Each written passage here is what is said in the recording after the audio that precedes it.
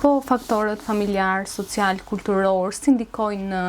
përballimin e traumës, por edhe tek përjetimin fund të fundit? Janë të tre komponentë shumë të rëndësishëm, por normalisht faktori familjar është ai që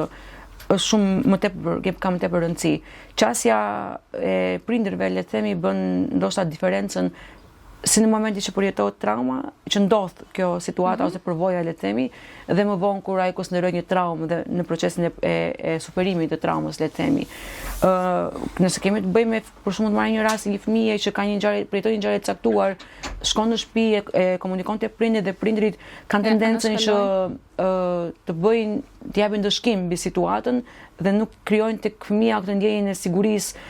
e të përqafimit dhe të suportit. Normalisht kjo e bën më të vështirë mënyrën e perceptimit në momentin që ndodh dhe mënyrën e trajtimit kur kërkohet të trajtohet. Shumica nuk dua t'i kategorizoj mirë apo keq, por se nuk ka prindër perfekt, por tendenca për të ndëshkuar dhe për të mos kuptuar e përkeqëson më tepër situatën. Nëse kemi bëjmë me faktor kulturor,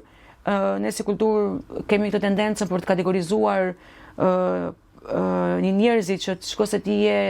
vajzë dhe vajzat për të shfaqur një problematikë caktuar do të mendojnë dyre se ndjente fajtore për shkak të kulturës që neve kemi për një ngjarje të caktuar që ndoshta ka të bëjë me moralin ose edhe jo me moralin diçka më tej.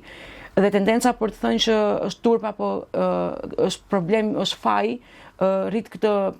ngarkesën emocionale dhe bën pak më të vështirë që ta shpreh provojën e keqe që ka përjetuar ose ta përpunoj traumën në momentin që ne do duam të ndryhim. Kjo është një ngarkesë shtesë për është një faktor që ndikon negativisht qoftë në perceptim apo të kalimin e kësaj përvojës së keqe, qoftë në trajtim kur vjen momenti për të trajtuar. Nëse flasim në kontekstin social,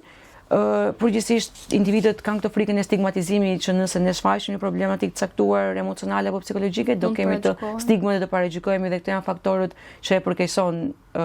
superimin dhe trajtimin apo ndryrën që na duhet të bëjmë në momente të caktuara.